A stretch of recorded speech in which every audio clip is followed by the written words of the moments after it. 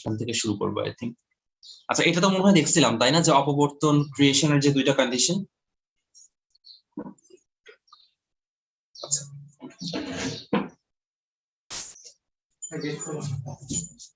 তো এখানে আমরা দুইটা টাইপস অফ ডিফ্রাকশন দেখব। হ্যাঁ, দুইটা টাইপ কি কি, একটা হচ্ছে ফ্রেনেল, একটা হচ্ছে ফ্রনহফার। কার কন্ডিশনটা কি রকম একটু দেখি।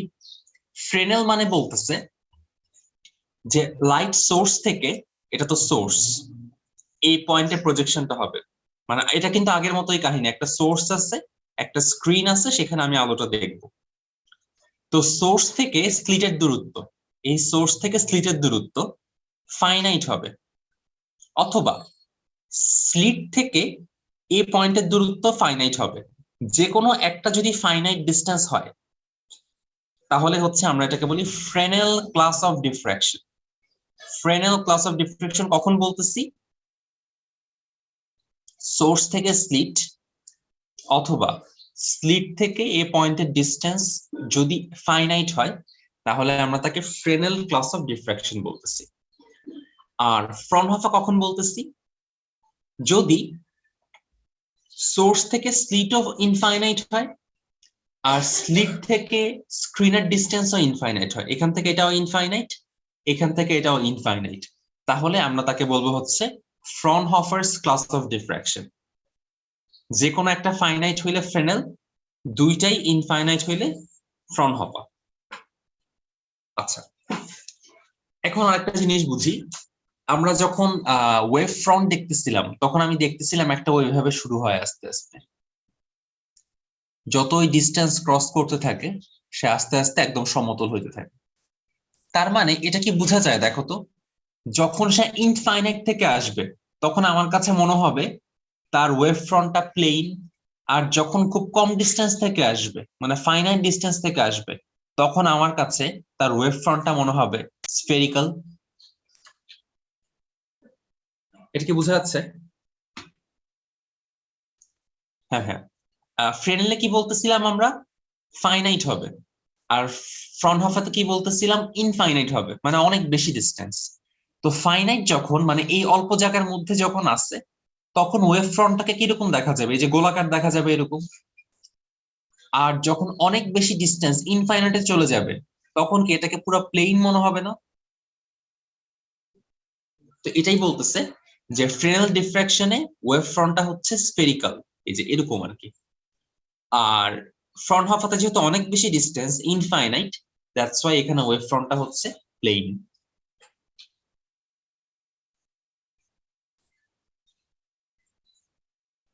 বুঝছো ভাই? বজুল কি বুঝছো? জি ভাইয়া। তাহমিদ, মাহিন? জি ভাইয়া বুঝছি। জি ভাই বুঝছি। আচ্ছা, এখন আসি এরপর যে কন্ডিশন কোথায় কোনটা ঘটবে। আচ্ছা, এখন একটা কথা বুঝার ব্যাপার যে ইনফাইনাইট ডিস্টেন্স মানে কি আসলে। যত বেশি ডিস্টেন্সই হোক, এটা তো আসলে finite distance, 1 kilometre 2 kilometre 100 kilometre 200 kilometre, সবই তো ফাইনাইট। আসলে ইনফাইনাইট আমরা কখন বলবো? এটা বোঝার জন্য চ্যাপ্টার 6 এর হালকা একটু নলেজ লাগতো, সেটা না হইলেও চলবে। আমরা এরকম কিছু কি মনে পড়ে কিনা তোমাদের, একটু দেখো তো। একটা উত্তল লেন্স রাখলে এখানে অলওয়েজ লাইট সেগুলো প্যারালাল হিসেবে বের হয়, এরকম কিছু কি মনে পড়ে? আগে ছিল 9-10-এ উত্তল লেন্স, তারপর অবতল, দর্পণ, সরি কনভেক্স, এটা হচ্ছে convex lens, sorry convex lens, concave mirror, এরকম জিনিসগুলা, এই কনসেপ্ট গুলা 9-10-এ ছিল না কিছু কিছু? আচ্ছা, ওখানে এরকম একটা ব্যাপার ছিল যে উত্তল লেন্সে যদি কোনো কিছু আপতিত হয় তখন হচ্ছে ইনসিডেন্ট হয়, তখন সেটা বের হওয়ার সময় এরকম প্যারালালি বের হয়, এরকম কিছু কি মনে পড়ে? আচ্ছা, এখানে একটা জিনিসের সোর্স আমি আসলে আমাদের চোখ কিভাবে আইডেন্টিফাই করে। ধরো এরকম যদি কিছু থাকে, এখান থেকে একটা লাইট আসে, এখান থেকে একটা লাইট রে আসে, আমাদের চোখ কি করে আসলে, এটা মনে করো আমার চোখ, সে এই দুইটা রোকে ব্যাকওয়ার্ডলি মিলায়, যেখানে ব্যাকওয়ার্ডলি মিলে সেখানে কিন্তু সে তার ইমেজটা ফর্ম করে। ফর এক্সাম্পল এরকম একটা,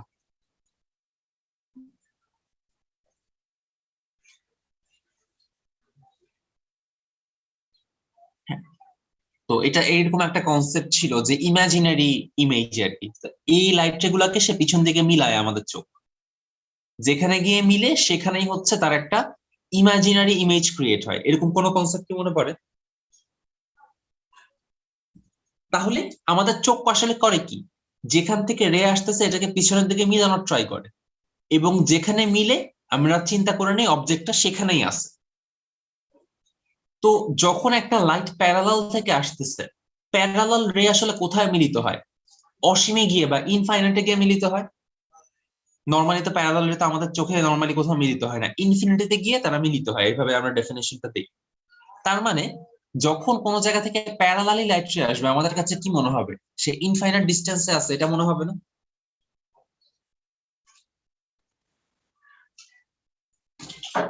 আচ্ছা, সো এই জন্যই আমি এখানে যখন একটা কনভেক্স লেন্স রাখবো, তখন হচ্ছে কি লাইট রেটা এখান থেকে প্যারালালি বের হবে এবং আমার কাছে মনে হবে এর সোর্সটা হচ্ছে ইনফিনিটিতে অবস্থান করতেছে। এখন এখানে দেখি, এই জন্যই বলতেছে যে এই ফ্রনহফার ক্লাস অফ ডিফ্রাকশন পাওয়ার জন্য, ইনফিনিটি ডিস্টেন্স পাওয়ার জন্য আমার সোর্সের সামনে একটা কনভেক্স লেন্স রাখা লাগবে। কনভেক্স লেন্স রাখলে আমার কাছে মনে হবে ইনফিনিটি থেকে লাইট রেটা আসতেছে।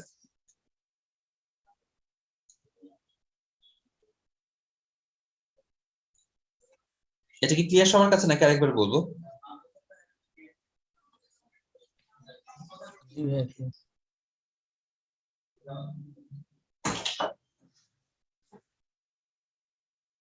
অপবর্তন হচ্ছে ডিফ্রাকশন।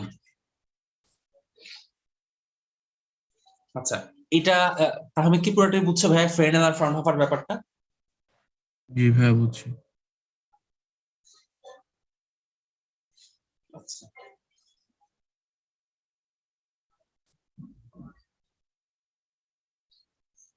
বদরুল মাহিন বুঝছো তো না? জি ভাইয়া। জি ভাইয়া। এখন এই যে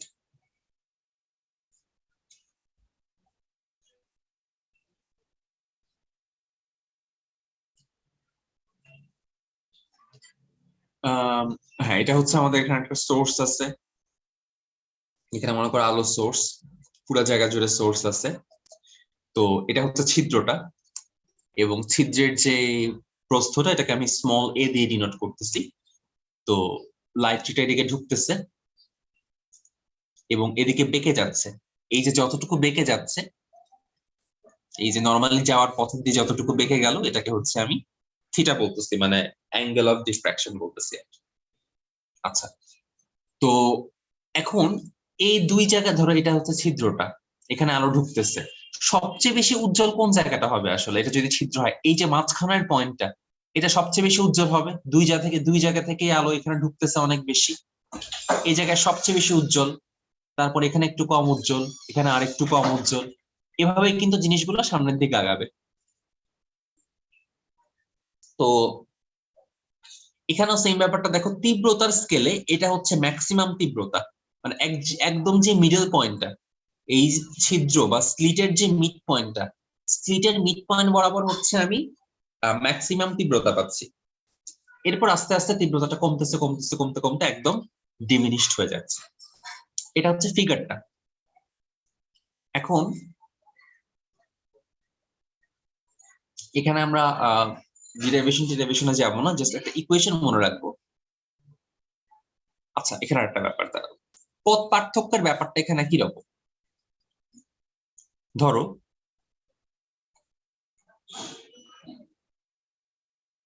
এখানে একটা পয়েন্টে এভাবে যাচ্ছে আলো,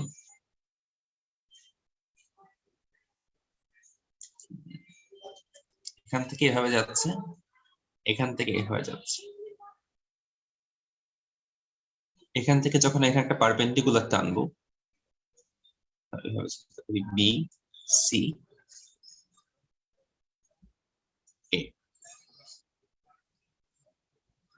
এটা মনে করো ডি পয়েন্ট, হ্যাঁ, নাকি wait, এটা কিভাবে দেখানো যায়? দাঁড়াও, একটু সামনে যাই।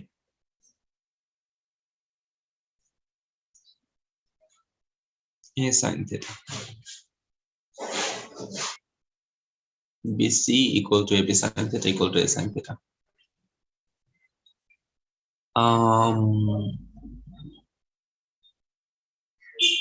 এখানে তো ফিগারটা তো ক্লিয়ারও না, আঁকছি একটু দেখাচ্ছি। এই পার্টটা হচ্ছে আমি আঁকছি, আমি আমার কনসিডারেশন কিন্তু পি পয়েন্ট নিয়ে, হ্যাঁ, আমি একটা পি পয়েন্ট, আমার একটা এক্সপেরিমেন্টাল পয়েন্ট, এটা নিয়ে আমি কাজ করতেছি। এই একটু পার্টটা হচ্ছে আমি এখানে আঁকলাম। এটা হচ্ছে এ, এটা হচ্ছে সি, এটা হচ্ছে পি। তো এপি আর সিপি এর ভ্যালুটা কিন্তু সমান। এই ফিগারটা এমন ভাবে ডিজাইন যে এপি আর সিপি এর ভ্যালুটা হচ্ছে সমান। তাহলে পথ পার্থক্য জিনিসটা কি ছিল আমাদের মনে আছে নিশ্চয়ই? এই ওয়েভটা এখান থেকে আসতেছে, এই ওয়েভটা এখান থেকে আসতেছে। এটা যদি x2 হয়, একটু যদি x1 হয়, পথ পার্থক্য হচ্ছে এদের দুইজনের ডিস্টেন্সটা। কে কতটুকু পথ ট্রাভেল করলো তার ডিস্টেন্সটা হচ্ছে এটা, ডিফারেন্সটা হচ্ছে এটা। তাহলে এই এপি আর সিপি এর ভ্যালুটা কিন্তু আমি যে ফিগারটা আঁকছি নতুন করে, সেখানে এপি আর সিপি এর ভ্যালুটা হচ্ছে সমান। এখন কিন্তু এই যে ওয়েভটা, বি ওয়েভটা কিন্তু যাত্রা শুরু করছে এই জায়গা থেকে। আমি যদি অন্য কালার দেখাই, ব্যাপারটা হচ্ছে এরকম, এখান থেকে যাত্রা শুরু করছে। তাহলে এপি আর সিপি যদি সমান হয়, দুইজনের পথ পার্থক্যটা কত? বিসি না? বিকজ এই ওয়েভটা বি থেকে পিতে গেছে, এই ওয়েভটা এ থেকে পিতে গেছে। এপি আর সিপি সমান, তাহলে কি তাদের ডিস্টেন্স ডিফারেন্সটা কি বিসি হচ্ছে না?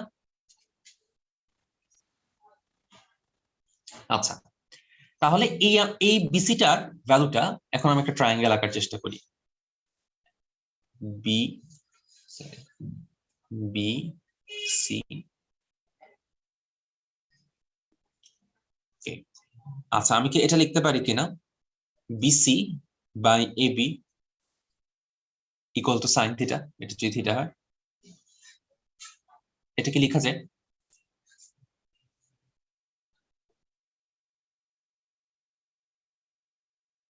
আচ্ছা, অ্যাঙ্গেল থিটা কিভাবে হইল?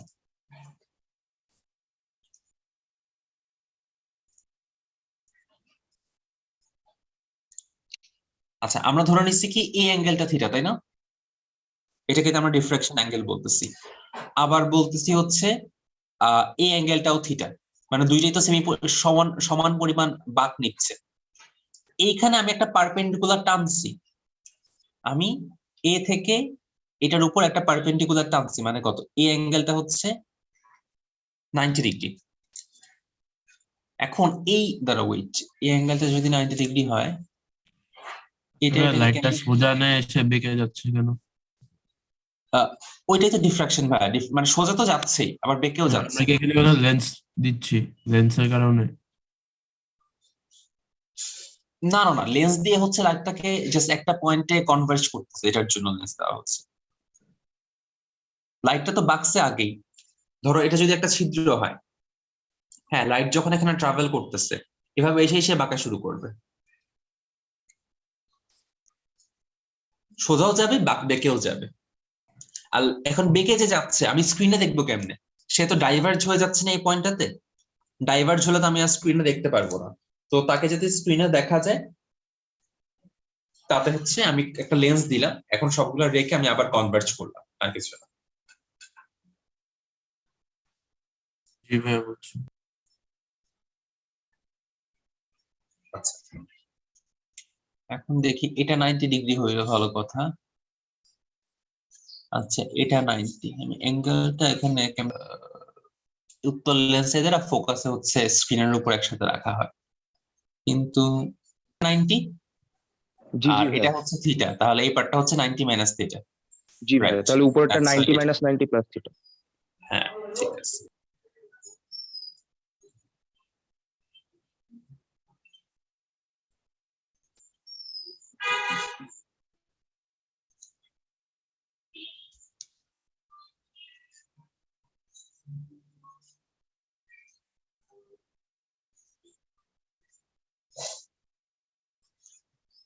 আচ্ছা, মাহিন যেটা বললো ওইটাই করলাম আমি।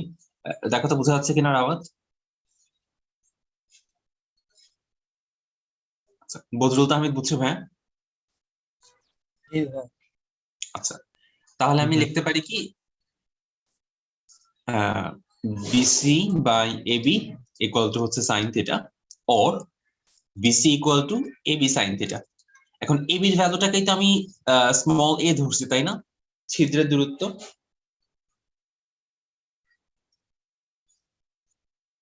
আচ্ছা, সো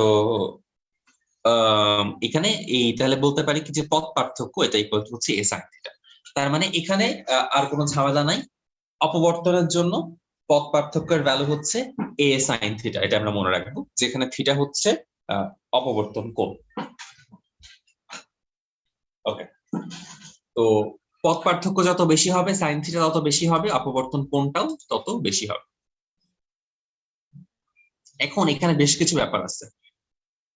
টার্মগুলা কি কি? গৌণ অবম, গৌণ চরম। চরম আর অবম মানে কি? এই যে যেই পয়েন্টে আমি ম্যাক্সিমাম ইন্টেন্সিটি পাইতেছি এটা হচ্ছে চরম পয়েন্ট, এটা একটা চরম, এটা একটা চরম, এই প্রত্যেকটাই হচ্ছে একটা একটা করে চরম পয়েন্ট। আর অবম কোণগুলা এই যে যেখানে জিরো পাচ্ছি এই প্রত্যেকটা হচ্ছে, আচ্ছা আমি চরম অবম কেন বলতেছি, এটা হচ্ছে তারা দেখাচ্ছি।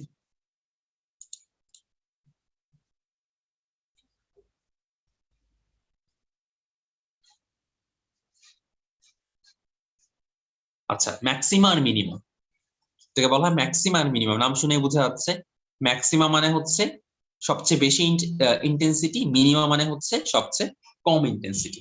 তাহলে এটা এই বেশি বেশি জায়গাগুলোকে ম্যাক্সিমা বলবো, কম কম জায়গাগুলোকে মিনিমা বলবো।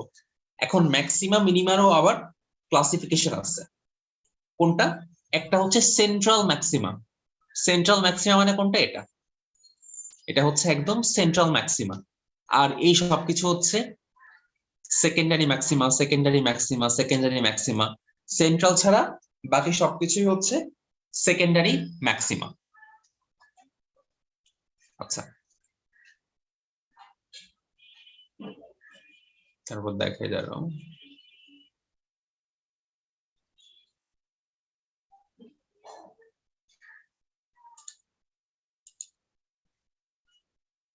বইয়ে তো কিছুই দেয় না, ব্যাপারটা কি? আচ্ছা, আমরা স্লাইড থেকে দেখি ম্যাথ গুলা।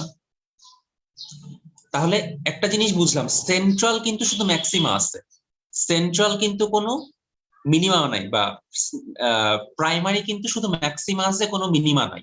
এই যে এটাকে বলা হয় central maxima. Secondary maxima, secondary minima, secondary maxima, secondary minima. আবার কি কি বলা যায়?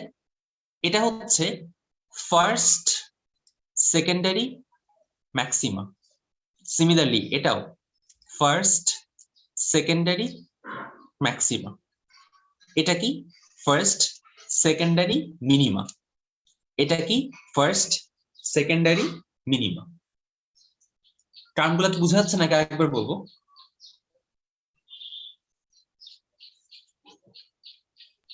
বুঝা যাচ্ছে ভাই।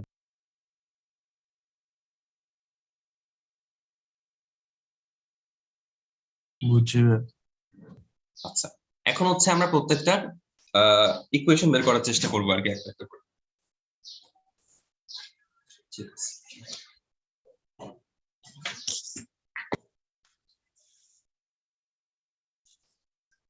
চরম মানে হচ্ছে ম্যাক্সিমা, আর অবম মানে হচ্ছে মিনিমা।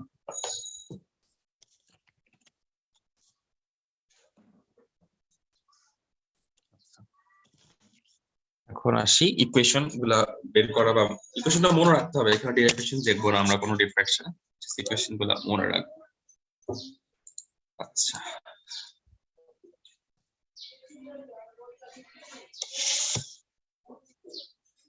এগুলো দেখার দরকার নাই, দরকার নাই।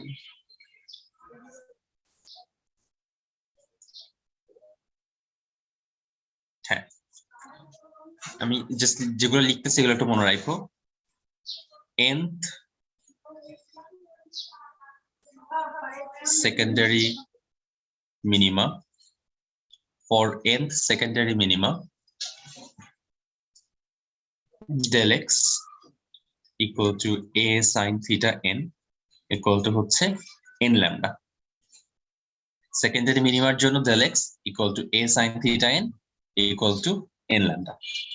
আচ্ছা, আর সেকেন্ডারি ম্যাক্সিমার জন্য কি del x equal to a sin theta n equal to 2n minus 1 lambda by 2 R plus দিছে বা মাইনাস দিয়ে করাটাই সেফ। হ্যাঁ, ম্যাক্সিমাতে কি কনস্ট্রাকটিভ ইন্টারফারেন্স আর মিনিমাতে ওরকমই সেম টাইপের জিনিস। ম্যাক্সিমাতে বেশি উজ্জ্বলতা দেখা যাবে, বেশি ব্রাইটনেস দেখা যাবে, মিনিমাতে কম টাইপ দেখা যাবে। ব্যাপারটা সেম কিন্তু উল্টা। ইন্টারফারেন্সে আমরা দেখতেছিলাম ইভেন মাল্টিপলের জন্য আমরা ব্রাইট দেখতেছিলাম, অড মাল্টিপলের জন্য ডার্ক দেখতেছিলাম। এখানে ইভেনের জন্য হচ্ছে ডার্ক দেখবো বা মিনিমা দেখবো, অডের জন্য হচ্ছে ম্যাক্সিমা দেখবো।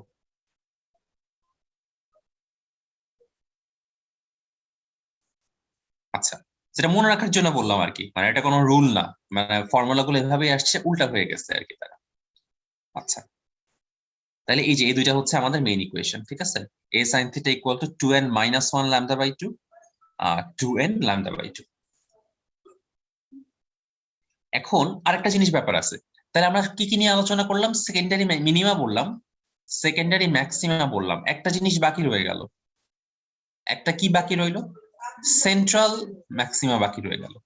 এখন সেন্ট্রাল ম্যাক্সিমার জন্য আলাদা কোনো ইকুয়েশন নাই কেন আসলে? বিকজ সেন্ট্রাল ম্যাক্সিমা কোনটা? একদম মিড পয়েন্ট না? এটার জন্য থিটার ভ্যালু কত কেউ বলতে পারবা? সেন্ট্রাল ম্যাক্সিমার জন্য থিটার ভ্যালু কত? 0, এক্স্যাক্টলি। দ্যাটস ওয়াই এটার জন্য আলাদা কোনো ইকুয়েশন লেখার কথা নাই, কিছু নাই আর কি। সেন্ট্রাল ম্যাক্সিমার জন্য ডেল এক্স এর ভ্যালু 0ই থাকে।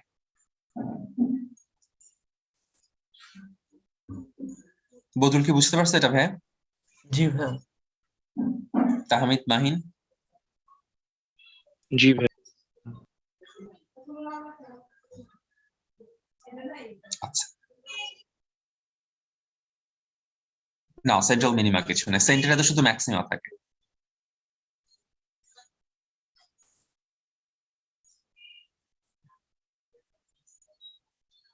আচ্ছা আচ্ছা, এখানে কি প্লাস দিয়ে করছে সব জায়গাতে? দেখি তার চেক করে দেখি দাঁড়াও।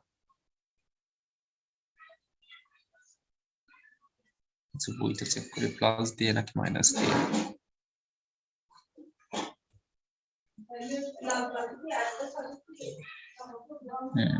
আচ্ছা, প্লাস দিয়েই করছে বইতে।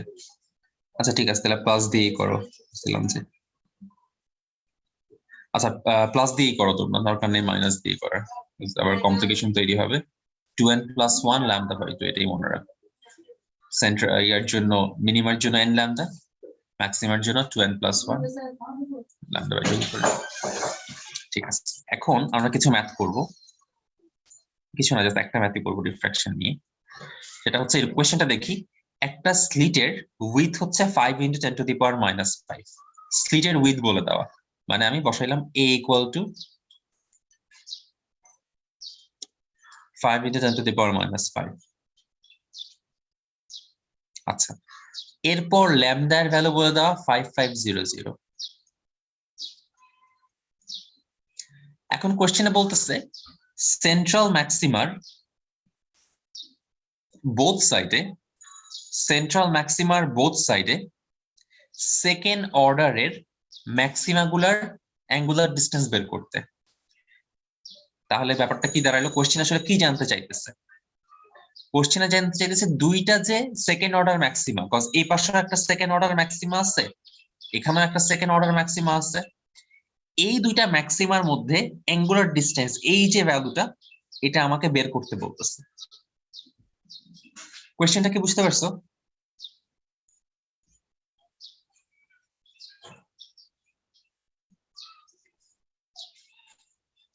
মাহিন, বদল, বুঝছো? জি ভাই। আবার বলবেন, আমার নেট কেটে গেছে।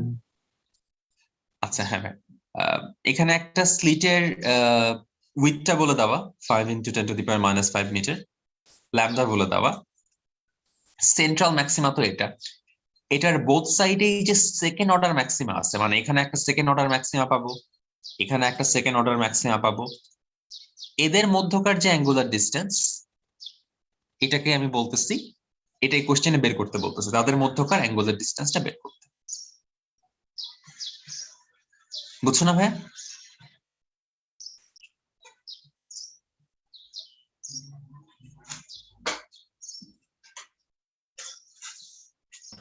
জি ভাইয়া বুঝছি।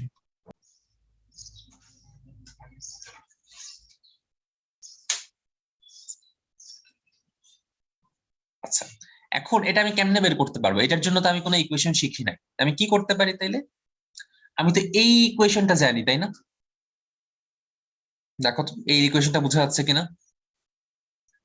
এই ভ্যালুটা তো বের করতে পারি থিটার, নাকি? জি ভাইয়া। থিটার এই ভ্যালুটা বের করে পরবর্তীতে সেটাকে 2 দিয়ে মাল্টিপ্লাই করলে কি আমি ফুল ভ্যালুটা পেয়ে যাবো না? তো ওই কাজটাই করছে ওরা। ইনিশিয়ালি থিটার ভ্যালু বের করছে সেন্ট্রাল ম্যাক্সিমা থেকে এই অ্যাঙ্গেল, পরে সেটাকে 2 দিয়ে গুণ করে এই ভ্যালুটা বের করছে। এখন আচ্ছা, এইটাকে সবাই বুঝছো কিনা? এখানে কি করলো জি দেখে ভাইয়া বলো। বুঝতে পারছি। জি ভাইয়া বুঝছি। রাউত, বদরুল, তাহমিদ। হ্যাঁ বুঝছি। যদি বলে যে ম্যাক্সিমা, দ্বিতীয় ক্রম চরম গুলোর মানে ম্যাক্সিমার কথা বলতেছে, ম্যাক্সিমা বললে হচ্ছে 2n+1, আর যদি অবম বলতো মানে মিনিমা বলতো তাইলে হচ্ছে n ল্যাম্ডা। বুঝছো ভাই? এখন কোশ্চেনে তোমাকে এখানে তো সহজ জিনিস দিছে, মনে করো দুইটাই সেকেন্ড অর্ডার। যদি বলতো এই পাশে সেকেন্ড অর্ডার আর এই পাশে থার্ড অর্ডার, অথবা এই পাশে সেকেন্ড আর এই পাশে থার্ড, এদের মধ্যে অ্যাঙ্গেল বের করতে বলতো, তখন কি করতা? তখন হচ্ছে একবার থার্ডের জন্য বের করতা, একবার সেকেন্ডের জন্য বের করতা, এরপর দুইটা যোগ করতা অথবা বিয়োগ করতা। যোগ কখন করতা? যদি দুইটা অপোজিট সাইডের মধ্যে হইতো তাহলে থিটা যোগ করতা, আর দুইটা সেম সাইডের মধ্যে যদি হইতো তাইলে বিয়োগ করতা। কোয়েশ্চেনটা কি বুঝছো না? আরেকবার বলবো।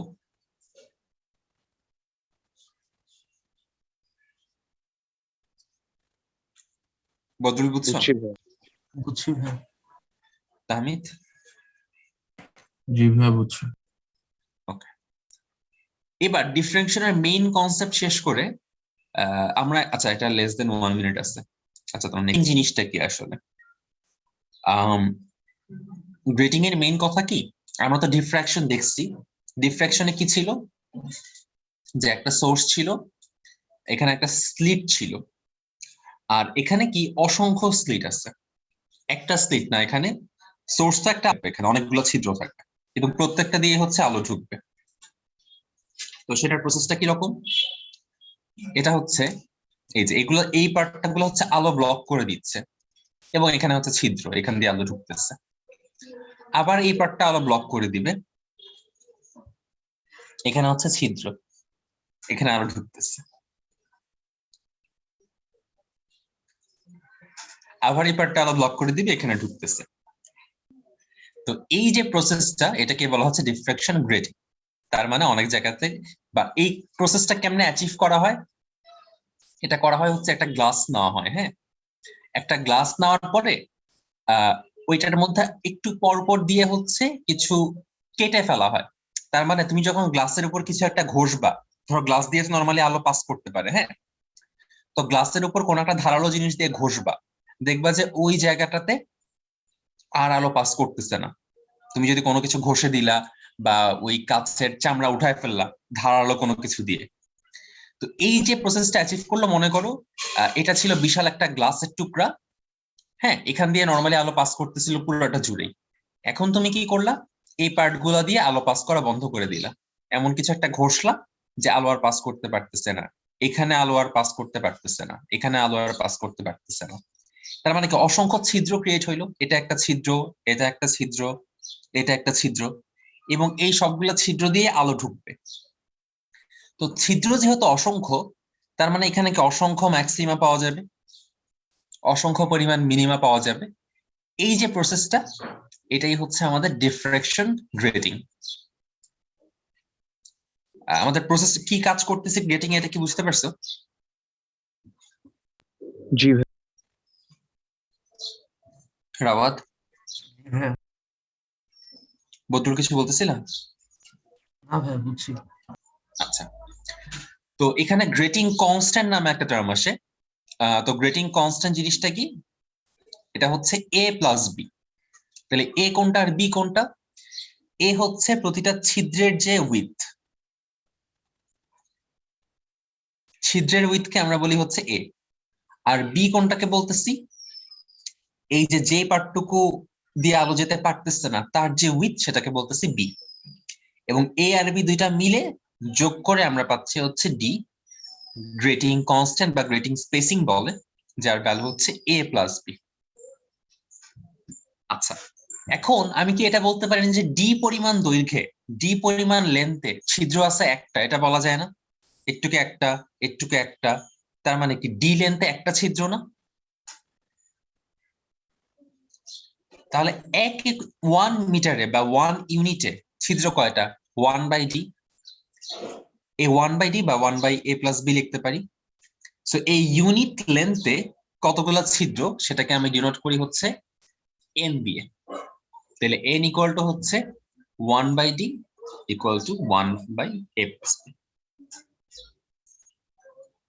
এবং এই কেসে যে দুইটা পাথ ডিফারেন্স, আমরা গ্রেটিং এ পাথ ডিফারেন্স বলতেছিলাম এ সাইন থিটা, আর গ্রেটিং ডিফ্রাকশনে পাথ ডিফারেন্স বলতেছিলাম এ সাইন থিটা, আর ডিফ্রাকশন গ্রেটিং এ পাথ ডিফারেন্স হচ্ছে ডি সাইন থিটা।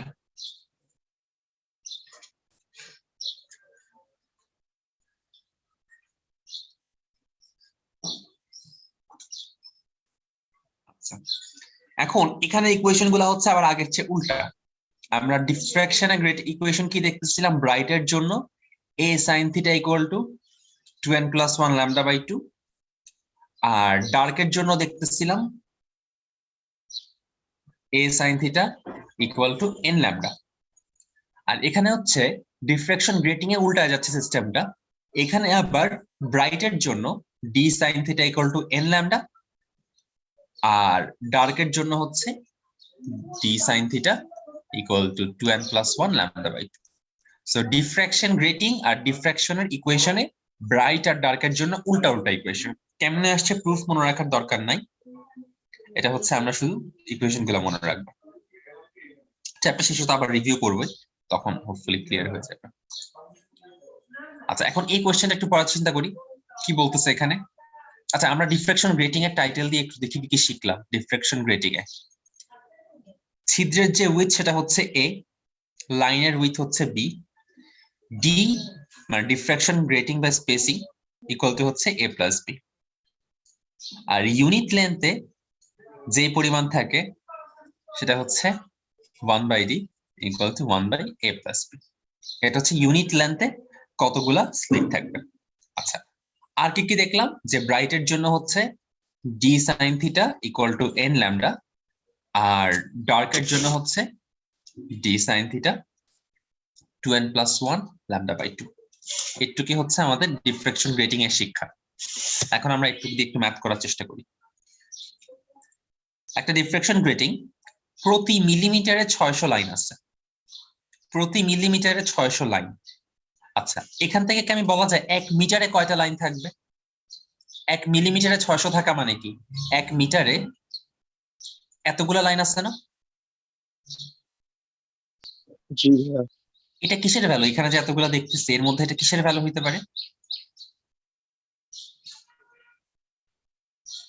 এ এর, বি এর, ডি এর, এন এর, থিটার, এন এর কিসের ভ্যালু এটা?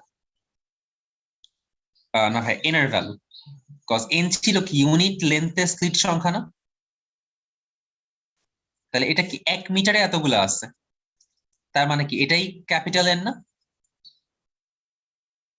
আচ্ছা, তাহলে ক্যাপিটাল এন এর ভ্যালু বসাইলাম এটা। এখন দেখি ল্যামডার ভ্যালু 4000, সো ল্যামডার জায়গায় বসাই দিলাম 4000 ইনটু 10⁻⁻10।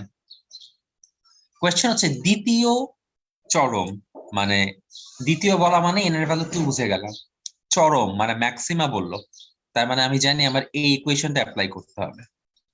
ডিফ্রাকশন অ্যাঙ্গেল কত হবে? আমাকে থিটার ভ্যালুটা বের করতে বলতেছে। তাহলে ক্যাপিটাল এন দিয়ে দেওয়া, ল্যামডা দিয়ে দেওয়া, স্মল এন দিয়ে দেওয়া, আমাকে হচ্ছে ম্যাক্সিমাম মানে এটার জন্য আমাকে থিটার ভ্যালুটা বের করতে হবে। চেষ্টা করে দেখো তো একটু পারা যায় কিনা।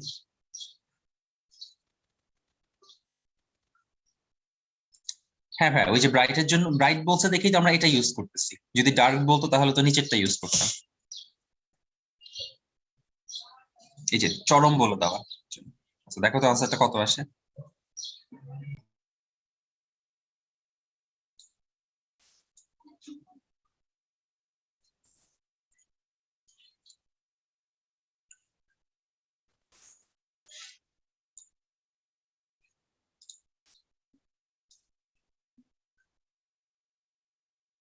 এখানে বললো যে প্রতি সেন্টিমিটারে 4।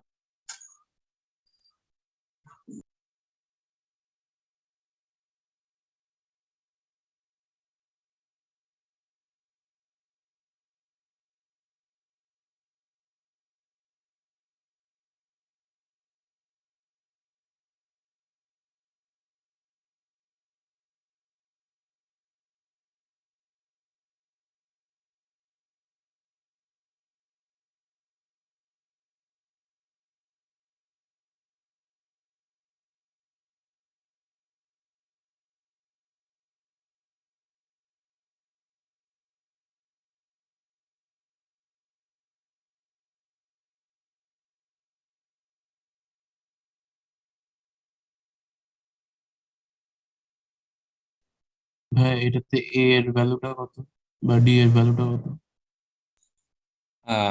এটা ভাই এই ফর্মুলা থেকে বের করে নিতে হবে।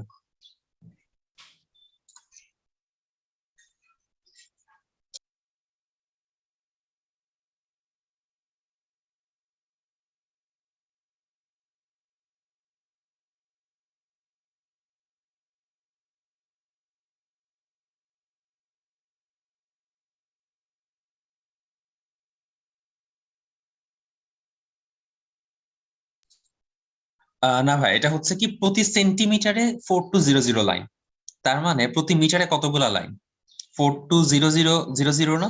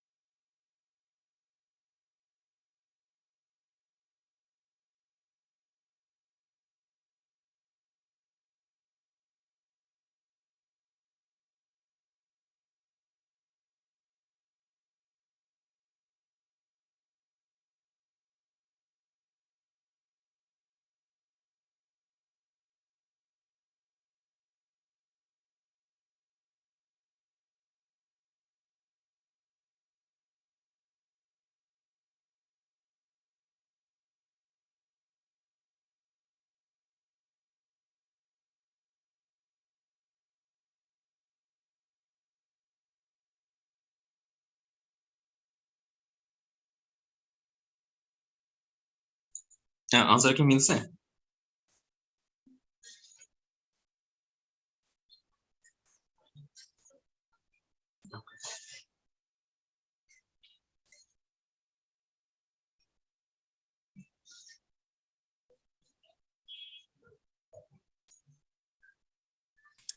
জি ভাই আসছে। আচ্ছা ভাই এখানে এন এর ভ্যালুটা যে 4200 এটা বুঝলাম কিভাবে? এন আসলে কি বলতেছিল, এর ভ্যালু মানে হচ্ছে কি, আম, এখানে যেটা বলতেছে, দাঁড়াও দেখাচ্ছি। আমরা এন কাকে বলতেছিলাম, ডি কাকে বলতেছিলাম? ডি হচ্ছে এ প্লাস বি কে বলতেছিলাম, তাই না? এ হচ্ছে স্লিটের লেন্থ, তার মানে আমি বলতেছিলাম যে ডি মিটারে স্লিটের সংখ্যা একটা, এরকম বলতেছিলাম না? জি ভাই। তাহলে 1 মিটারে স্লিটের সংখ্যা কত? 1/d, এটাকেই আমি ক্যাপিটাল এন বলতেছিলাম না? হ্যাঁ ভাই। তাহলে এখানে 1 মিটারে স্লিটের সংখ্যা কত? 1 সেন্টিমিটারে যদি 4200 হয়, তাহলে 1 মিটারে স্লিটের সংখ্যা কত আসবে? 4200 ইন্টু 100 না? জি ভাইয়া। সেখান থেকে তার মানে এটাই কি এন এর ভ্যালু?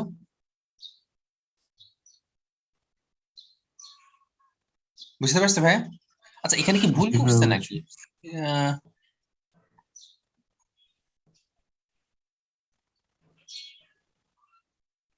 ওয়েট ওয়েট ওয়েট,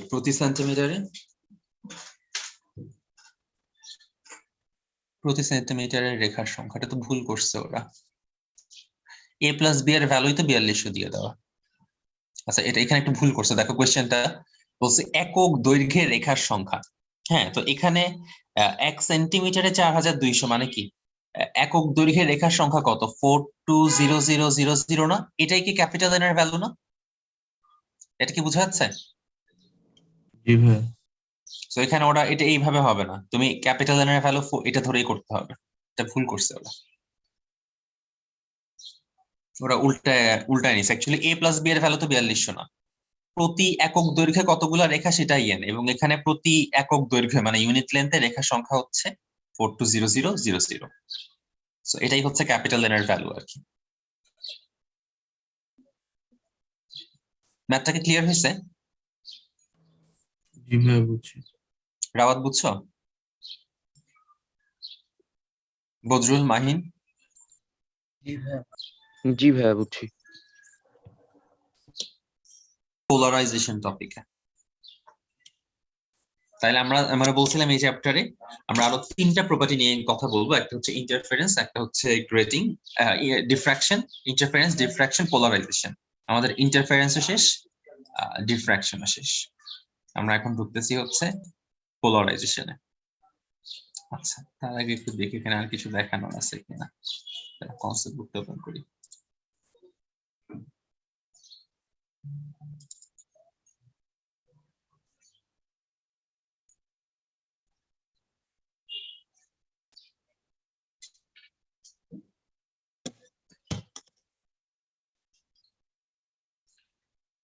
আচ্ছা হ্যাঁ, পোলারাইজেশনে যাওয়ার এগুলো একটু আমরা শেষ করেছি। Type 3 polarisation, type 2 diffraction, type 1 হচ্ছে ইন্টারফারেন্স। আচ্ছা আমরা এগুলো একটু শেষ করে যাই, না হলে পরে আবার আজকে হচ্ছে আমরা এই ইন্টারফারেন্স আর ডিফ্রাকশন রিলেটেড কনসেপ্ট বুকের প্রবলেম গুলো সলভ করার চেষ্টা করি। আচ্ছা তো ইন্টারফারেন্স আমরা কি কি ফর্মুলা দেখছি, ছোট্ট একটা রিভিউ। xn ইকুয়াল টু ছিল n lambda d by d, xn equal to ছিল 2n minus 1 lambda d by d। একটা হচ্ছে ইয়ার জন্য, একটা হচ্ছে ডার্ক ব্রাইটের জন্য, একটা হচ্ছে ডার্কের জন্য, ব্রাইট আর ডার্কের জন্য। এরপর আমরা দেখছি হচ্ছে ফ্রিঞ্জ সেপারেশন নামে একটা টার্ম ছিল। ফ্রিঞ্জ সেপারেশন ছিল দুইটা কনজিকিউটিভ ব্রাইট ফ্রিঞ্জের ডিস্টেন্স, অথবা দুইটা কনজিকিউটিভ ডার্ক ফ্রিঞ্জের ডিস্টেন্সে বলা যায়, যেটার ভ্যালু ছিল ল্যামডা ডি বাই ডি। এরপর আমরা দেখছি হচ্ছে ফ্রিঞ্জ উইথ, যার ভ্যালু হচ্ছে ল্যামডা ডি বাই 2t।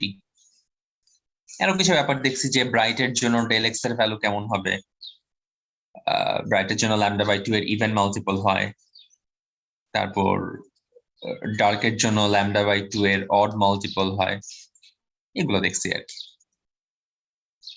আচ্ছা এখন এই কোশ্চেনটা দেখি, এটা বুয়েট অ্যাডমিশনের কোশ্চেন, বাট খুবই সহজে সলভ করা যায় আসলে। দেখো এটা ইয়াংস ডাবল স্লিট এক্সপেরিমেন্ট।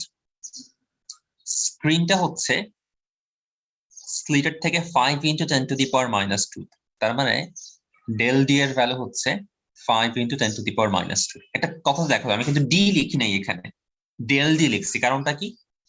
কোশ্চেনে বলছে যে আমি স্ক্রিনটাকে সরাইছি, তার মানে আগে যেখানে ছিল তার থেকে আচ্ছা এটা কি আমি আজকে দেখাবো নাকি পরের দিন ইংলিশ ভার্সনটা পাঠাবো সেখান থেকে দেখাবো, কোনটা বেটার হয়?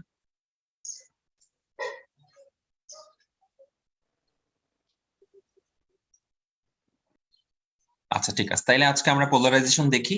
তুমি হচ্ছে নেক্সট ক্লাসের আগে আমাকে পাঠায় রাখো তাহলে ইংলিশ ভার্সনটা, ওখান থেকেই দেখবো।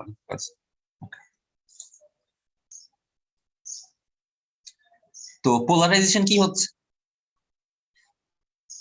পোলারাইজেশনে কি হচ্ছে একটু কি হচ্ছে দেখি।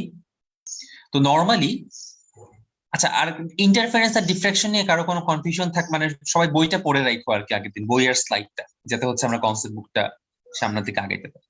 আচ্ছা, তো পোলারাইজেশন হচ্ছে কি জিনিসটা, এটা হচ্ছে একটা light source. Normal light source থেকে যে লাইটটা বের হয় সেটা কিন্তু চারিদিকে ভাইব্রেট করতে থাকে, মানে এই প্লেনে এসে কাঁপতে থাকে, এই প্লেনে কাঁপতে থাকে, এই প্লেনে কাঁপতে থাকে। তার মানে হচ্ছে সব প্লেনেই হচ্ছে সে ভাইব্রেট করতে থাকে, এক্স ওয়াই জেড অসংখ্য প্লেনে ভাইব্রেট করতে থাকে। এখন এই যে জিনিসটা, এটাকে বলা হয় একটা টুরমালিন ক্রিস্টাল। টুরমালিন ক্রিস্টালের কাজটা কি, সে করবে কি, এই যে অসংখ্য প্লেনে ভাইব্রেট করতেছে লাইটটাকে, সবগুলোকে ফিল্টার আউট করে দিবে। সবগুলোকে ফিল্টার করে সে জাস্ট একটা প্লেনকে রাখবে। সে শুধুমাত্র এখন দেখো এই এক্সিসটাকে রাখতেছে। যখন টুরমালিন ক্রিস্টালে ঢুকতেছিল তখন এরকম ছিল লাইটটা, যখন টুরমালিন ক্রিস্টাল থেকে বের হইলো তখন সে জাস্ট একটা প্লেনে ভাইব্রেট করতেছে। এই যে একটা প্লেনে মাত্র ভাইব্রেট করতেছে যে লাইটটা, এটাকে বলা হচ্ছে পোলারাইজড লাইট। কেন পোলারাইজড? বিকজ সে এখন জাস্ট একটা পোল বা একটা দিক বরাবর ভাইব্রেট করতেছে। ফার্স্ট ফিগারটা কি ক্লিয়ার?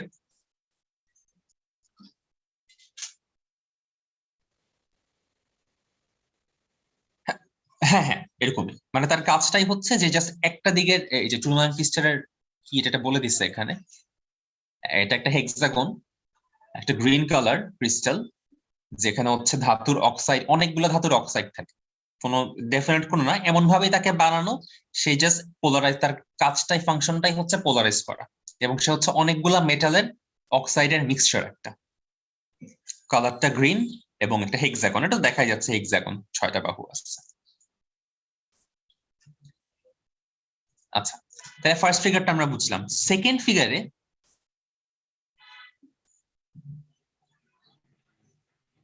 দেখাচ্ছে, তাহলে একটা জিনিস একটু খেয়াল করে দেখো, সে যেভাবে অবস্থিত, মানে তার যে এক্সিসটা, এর প্যারালালের লাইটটাকে শুধুমাত্র পাস হইতে দিচ্ছে, অন্য কোনো লাইটকে কিন্তু পাস হইতে দেয় নাই, এটাকেও দেয় নাই, এটাকেও দেয় নাই, অন্য কোনো কিছুকেই দেয় নাই, শুধুমাত্র তার এক্সিসের প্যারালাল যে লাইটটা এই বরাবর যেটা, সেটাকে সে পাস হইতে দিচ্ছে। ভালো কথা। এখন পাস হওয়ার পরে এই জায়গায় তো একটু পর্যন্ত আমরা বুঝলাম, পাস হওয়ার পর তিনটা কেস হইতে পারে। তিনটা কেস কি কি? আমি এই এই ক্রিস্টালটাকে এটার প্যারালাল আবার রাখলাম, তাইলে যতটুকু ঢুকতেছে পুরোটুকুই আবার বের হয়ে যাবে, কজ সবগুলাই হচ্ছে তার এক্সিসের প্যারালাল। আমি যদি এই ক্রিস্টালটাকে চেঞ্জ করে দেই, একটু 45 ডিগ্রি অ্যাঙ্গেলে বাঁকায় দিই, তাহলে দেখা যাবে কি, এখানে যে ইন্টেন্সিটি, এখানে কিন্তু সেই ইন্টেন্সিটি থাকবে না, ইন্টেন্সিটি কিছুটা কমে যাবে। কারণ কি, তার সে এখন এক্সিসের প্যারালাল নাই, তাইলে সে পাস করতে দিবে না। আর এই কেসটা দেখো, যে এখানে যেহেতু 90 ডিগ্রি, এখানে সে কিছুই পাস করতে দিবে না। আচ্ছা, আজানটা শেষ অব্দি আমরা কন্টিনিউ করব।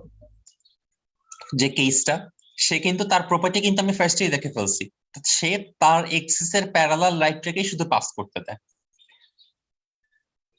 তো প্রথম কেসে প্যারালাল পুরোটাই পাস করতে দিছে অপরিবর্তিত, মানে লাইটের ইন্টেন্সিটি আনচেঞ্জড। যখন 45 ডিগ্রি তখন ইন্টেন্সিটি কিছুটা কমে গেল, আর যখন 90 ডিগ্রি তখন কোনো ইন্টেন্সিটি নাই। এই যে যখন 90 তখন ইন্টেন্সিটি কিছুই নাই, আর যখন 0 ডিগ্রি তখন পুরো ইন্টেন্সিটি আছে। তার থেকে আসলে কি বুঝতেছি আমি? তার থেকে বুঝতেছি তাদের যে রিলেশনটা, এটা হচ্ছে কস থিটার সাথে প্রপোর্শনাল। সো আমাদের যে ইকুয়েশনটা পোলারাইজ লাইটের ইন্টেন্সিটি, সেটা হচ্ছে দেখতে এরকম।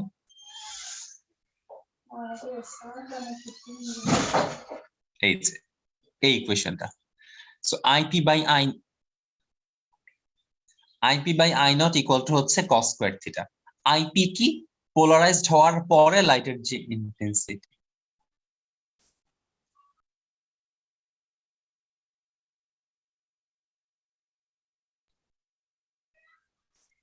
পোলারাইজডটা, আই নট হচ্ছে নন পোলারাইজড, এবং এই আইপি আর আই নটের ভ্যালু কিসের উপর ডিপেন্ড করবে?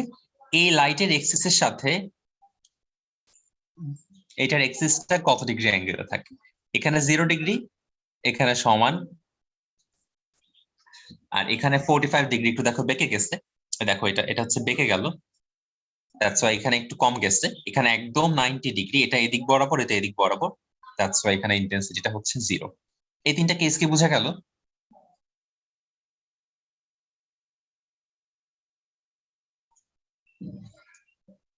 আচ্ছা, এরপর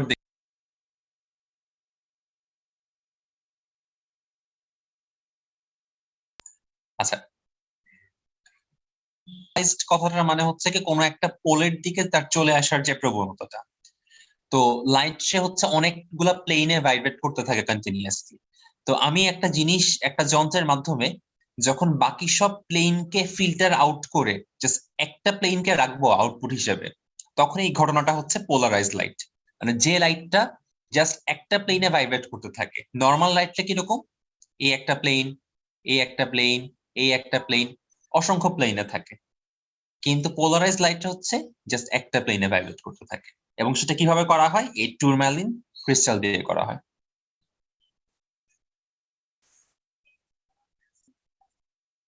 বুঝছো ভাইয়া? জি ভাইয়া। তাহলে আই নট হচ্ছে কি পোলারাইজেশন ঢুকার আগে কতটুকু, আর আইপি হচ্ছে কি ঢুকার পরে কতটুকু বাকি থাকে। আচ্ছা, এবার আমরা এই ম্যাথটা করার চেষ্টা করি। দুইটা পোলারাইজিং ফিল্টার, তাদেরকে এমন ভাবে সাজানো দরকার যাতে ইনসিডেন্টের ইন্টেন্সিটি সে হাফ করে দিবে। ইনসিডেন্ট রের ইন্টেন্সিটি সে কি করবে? হাফ করে দিবে। তার মানে আমি কি লিখতে পারি? IP equal to I naught by 2.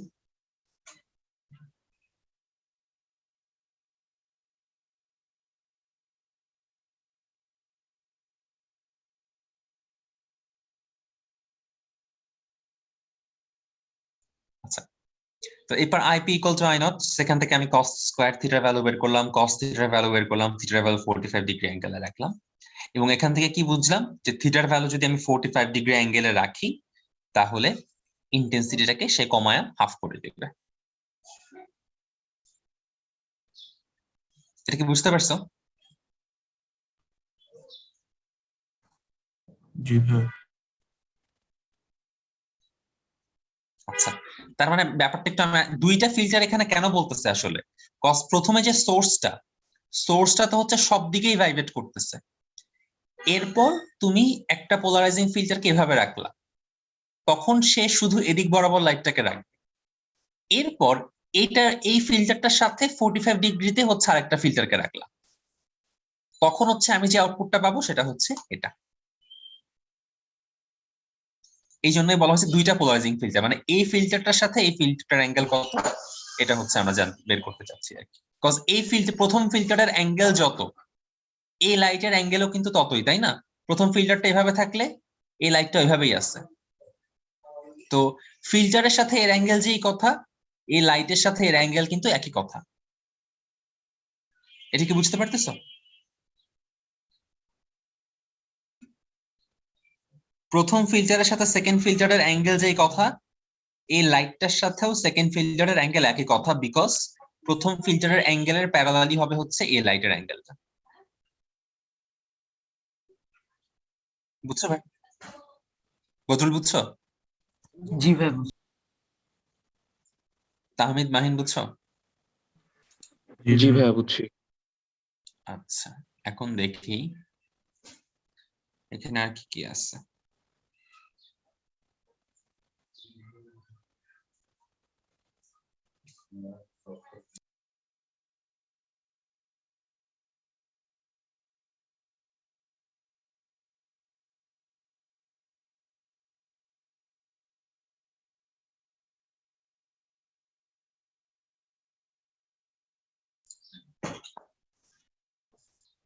আচ্ছা, এবার দেখি আনপোলারাইজ লাইট।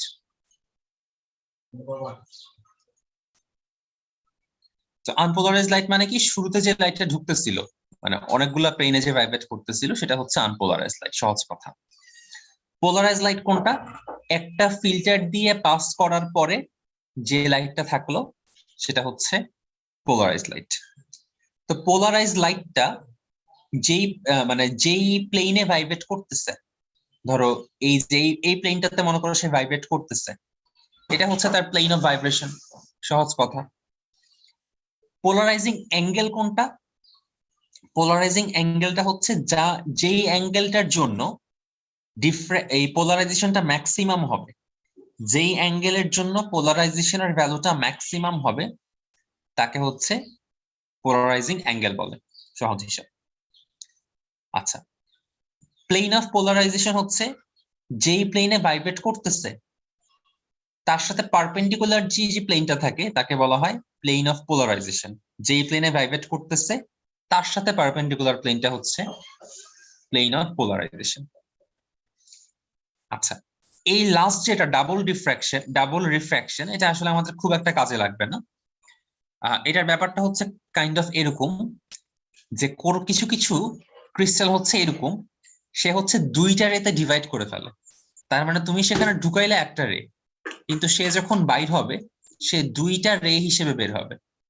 এটা আমরা এটার কোনো এক্সাম্পল বা এটার কোনো ডেসক্রিপশন, কোনো ম্যাথ আমরা এসব কিছু দেখবো না, জাস্ট নামটা দেখতেছি। এই যে সিস্টেমটা, একটা রে ইনপুট দেওয়া সত্ত্বেও দুইটা রে আমি আউটপুট হিসেবে পাচ্ছি, এই ঘটনাটাকে বলা হয় ডাবল রিফ্র্যাকশন। এবং এই যে ক্রিস্টাল গুলা, এদেরকে বলা হয় ডাবল রিফ্র্যাক্টিং ক্রিস্টাল, যার এক্সাম্পল হচ্ছে কোয়ার্টজ আর ক্যালসাইট। আচ্ছা, চ্যাপ্টার তো এখানেই শেষ, আমরা কিছু ম্যাথ ট্যাথ করতে পারি।